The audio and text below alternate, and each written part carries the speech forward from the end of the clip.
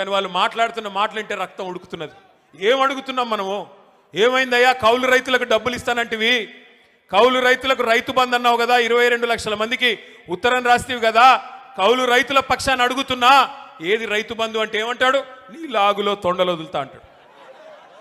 ఏమైందయ్యా? మహిళలకు ఇస్తానన్న 2,500 అంటే నీ గుడ్లు బీకి గోటీలు ఆడతా అంటాడు.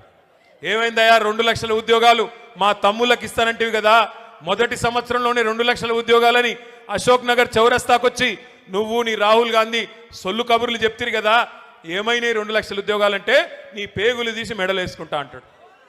ఏం చేయాలా? ఇట్లా మాట్లాడితే ఏమనాలా? తప్పట్లేదు. ఇంకా గౌరవం ఏంటంటే ఆయన ఏడుపేందో నాకు అర్థం కాదు, తెల్లారు లేస్తే ఆ ఫ్రస్ట్రేషన్ ఏందో నాకు అర్థం కాదు. ఆల్రెడీ అడ్డిమారి గుడ్డి దెబ్బలో వచ్చి ముఖ్యమంత్రి పదవిలో కూర్చున్నావు, పేమెంట్ కోటాలో సీటును కాపాడుకుంటున్నావు, హ్యాపీగా పని చేసుకో. తెల్లారు లేస్తే అరుపులు పెడబొబ్బలు, సెక్యూరిటీ వాళ్ళని కొడుతున్నాడు. ఈ మధ్యన చూస్తూ ఉన్నారేమో మీరు, ఆయనకి సెక్యూరిటీగా ఉండే పోలీసు వాళ్ళని కూడా కొడుతున్నాడు. నేను అందుకే చెప్పాను ఆయన భార్య గారికి, ఆయన శ్రీమతికి, అమ్మా గీతమ్మ ఇప్పుడు అరుస్తున్నాడు ఫ్రస్ట్రేషన్లో, రేపే ఉన్న కరుస్తాడేమో, ఇంట్లో కట్టయి తల్లి అని చెప్పాను. ఏందా అరుపులు, ఏందా అరుపులు పెడబొబ్బలు, ఏంది లొల్లి?